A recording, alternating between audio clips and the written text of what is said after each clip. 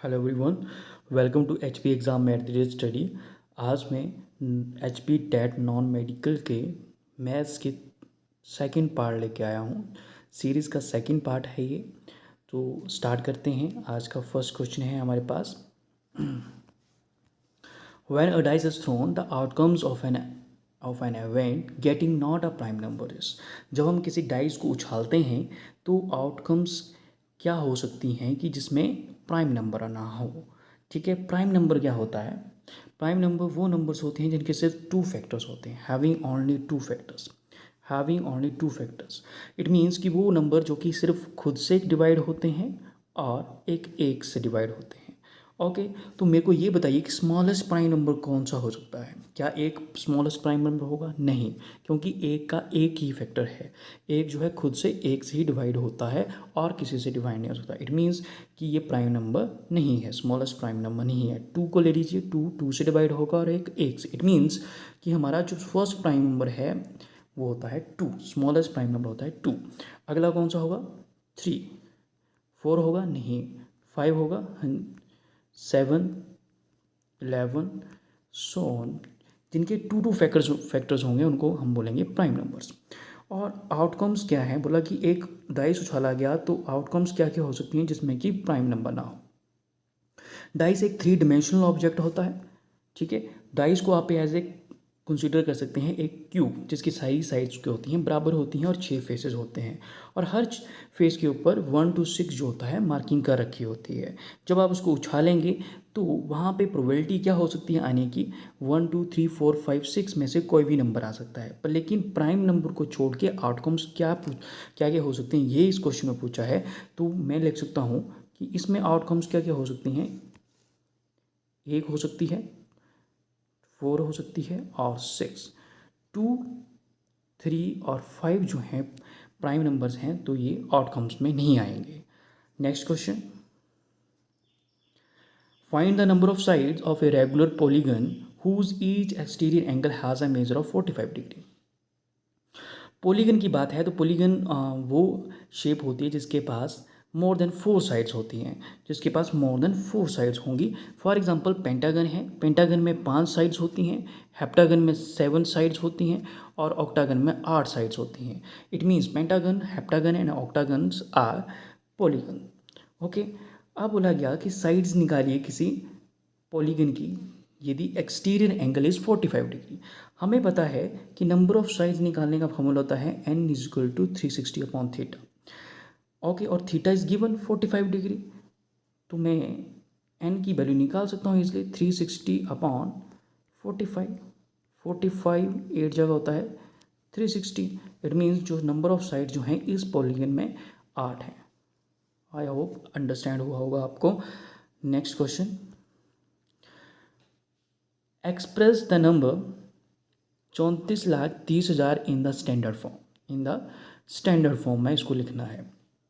अब मेरे को बताइए 10⁻⁴ को कैसे लिख सकता हूँ? 10⁻⁴ का मतलब क्या होता है? 10⁻⁴ का मतलब होता है 10 को 10 से ही मल्टीप्लाई 4 टाइम्स। ओके, और सिंपल वे में लिख सकता हूँ इसको मैं 10,000 लिख सकता हूँ, 4 जीरो। 10⁻⁵ को क्या लिख सकता हूँ मैं? जब मैं 10 को 10 से 5 मल्टीप्लाई करूँगा 5 टाइम्स तो यह आएगा 1 लाख। 10⁻2 मतलब 10 को 10 से मल्टीप्लाई 2 टाइम्स, तो इसको क्या लिख सकता हूँ 10 इंटू 10, 10 10 जा 100। ओके, मतलब जब भी किसी की रेशो जितनी होती है उतनी बार उसको उससे ही मल्टीप्लाई होता है। यहाँ देखिए, क्या मैं 343 को 34,30,000 को मैं ऐसा लिख सकता हूँ 343 इंटू 10⁻⁴ लिख सकता हूँ। इन 4 जीरो को मैंने 10⁻⁴ से रिप्रेजेंट कर दिया। एक स्टैंडर्ड फॉर्म तो ये हो गया, एक स्टैंडर्ड फॉर्म तो ये हो गया। पर लेकिन क्वेश्चन जो था, क्वेश्चन में ये ऑप्शन में ये नहीं था। क्या मैं एक स्टैंडर्ड फॉर्म ऐसा भी बना सकता हूँ कि मैं 343 जो ये है इसको मैं 10 से डिवाइड कर दूँ, 10 से डिवाइड कर दूँ और 10 से ही मल्टीप्लाई कर दूँ।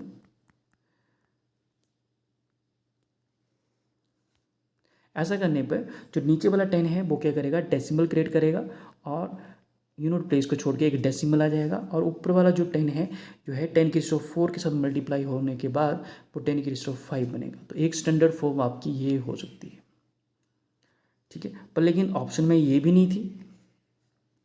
क्या हम इसी वैल्यू को या 34,30,000 जो हमारी वैल्यू है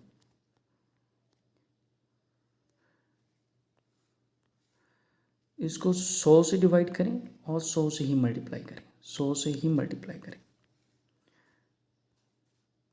तो हम बोल सकते हैं जो नीचे वाले दो जीरो हैं वो क्या करेंगी, डेसिमल क्रिएट कर सकती हैं, या ऐसे ले सकते हैं 343/100 इंटू कितनी जीरोस हैं, 1 2 3 4 5 और 6, इसको मैं 10⁻6 लिखता हूँ। और जो नीचे वाला 100 है वो डेसिमल क्रिएट कर देगा यूनिट और 100th प्लेस के बाद, तो इसको एक स्टैंडर्ड फॉर्म ये भी आ गया 3.43 इंटू 10⁻6।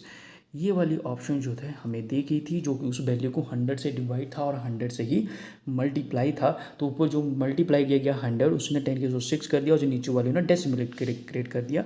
ये जो है ऑप्शन के हिसाब से हम बना सकते हैं।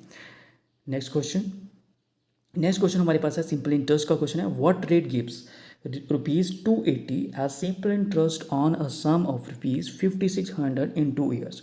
बोला गया कि कौन से रेट पर यदि हम ₹5,600 2 साल के लिए लगाते हैं तो हमें सिंपल इंटरेस्ट की फॉर्म में ₹280 मिलते हैं।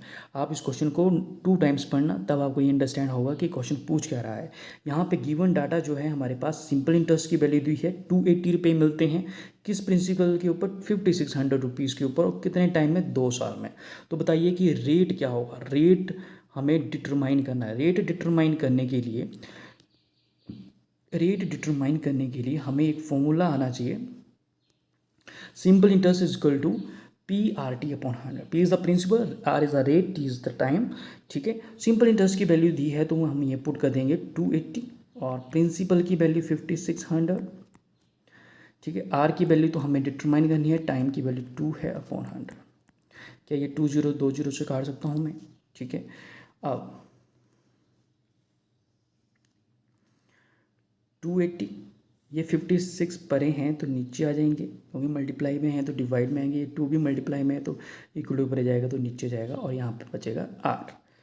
आप इसको काटिएगा, 14 दूनी 28 होते हैं, 140 बने, ठीक है।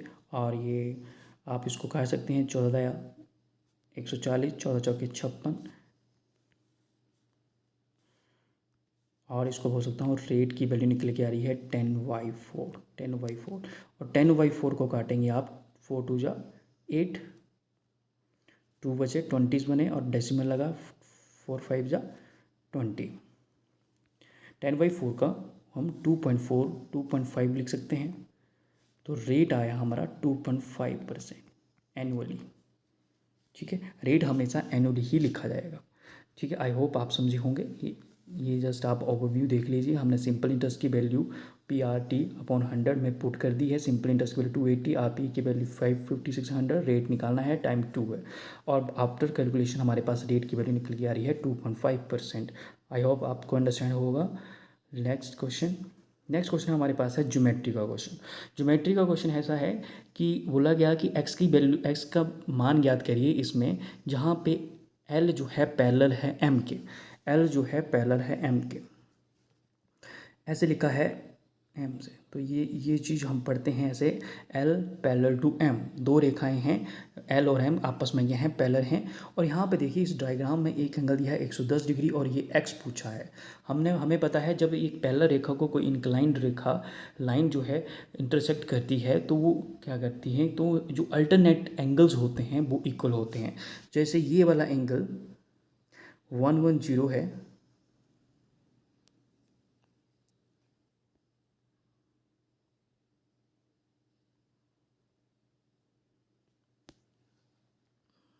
जैसे ये वाला एंगल जो है 110 है, तो आप देखिएगा ये वाला एंगल भी क्या होगा, नीचे वाला 110 होगा, ठीक है। तो x की वैल्यू कैसे निकाल सकता हूँ, क्योंकि ये वाला एंगल और ये वाला एंगल जो है अल्टरनेट एंगल्स हैं। तो हमें पता है अब सीधी रेखा पे एक पूरा कोण जो होता है वो 180 डिग्री का होता है। वो कितने डिग्री का होता है? 180 डिग्री का। हमें पता है इस क्वेश्चन में 110 डिग्री तो है, प्लस x और जोड़ दूंगा तो 180 बनना चाहिए पूरा का पूरा कोण। तो यहाँ से हम लगा सकते हैं कि x की वैल्यू जो यहीं रहनी चाहिए। जब 110 परे जाएंगे 180 में से माइनस हो जाएंगे, 180 में से 110 जाएंगे तो आपके पास आएगा 70 डिग्री। इट मीन्स ये जो x की वैल्यू है वो क्या है? x की वैल्यू जो है 70 डिग्री। x की वैल्यू क्या है? 70 डिग्री। आप आई होप आपको समझाया होगा। Next question, find the mode of the set of the numbers.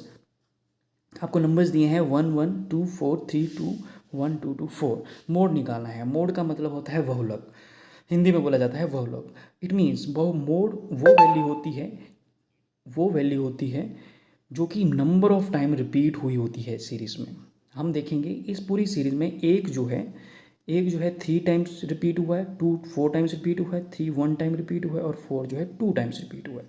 तो जो सबसे ज़्यादा रिपीट होने वाली वैल्यू है वो 2 है। इट मीन्स इस पूरी सीरीज़ में जो मोड निकालूंगा तो वो है, उसका आंसर है 2।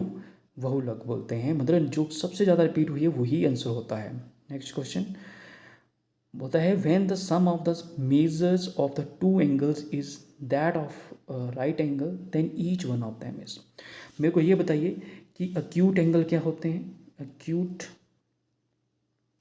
और एक होते हैं ऑब्ट्यूज। अक्यूट एंगल जो होते हैं वो लेस देन 90 डिग्री होते हैं और ऑब्ट्यूज होते हैं ग्रेटर देन 90 डिग्री होते हैं। अब देखिए बोला चाहिए किसी ट्राइंगल के दो एंगल का सम करने के ऊपर उनका सम जो है राइट एंगल निकलता है। इट मीन्स मैं बोल सकता हूँ दो एंगल 1 और 2 का सम जो है 90 डिग्री है, तो थर्ड एंगल यहाँ से निकल जाएगा। तो क्योंकि हमें पता है तीनों एंगल्स का सम कितना होता है? 180 डिग्री। क्या यहाँ से मेरा थर्ड एंगल निकल जाएगा? थर्ड एंगल कितने डिग्री का होगा? वो होगा 180 में से 90 माइनस कर दूंगा तो कितने आएंगे? 90। थर्ड एंगल क्या है? 90 डिग्री। इट मीन्स जो ये थर्ड एंगल क्या है? 90 डिग्री। तो ट्राइंगल कौन सी है? राइट एंगल ट्राइंगल हुई। तो जो दो एंगल जो बाकी के हैं जिनका सम 90 बन रहा है वो भी क्या होंगे? 90 से कम ही होंगे। इट मीन्स हम बोल सकते हैं कि वो जो ईच एंगल है वो अक्यूट एंगल है, इसमें कोई भी 90 डिग्री से बड़ा एंगल नहीं है। इट मीन्स ये अक्यूट एंगल है, अक्यूट्स एंगल होंगे ये सारे के सारे। ओके, आई होप आपको अंडरस्टैंड हुआ होगा। Please like and subscribe this channel. Thanks a lot.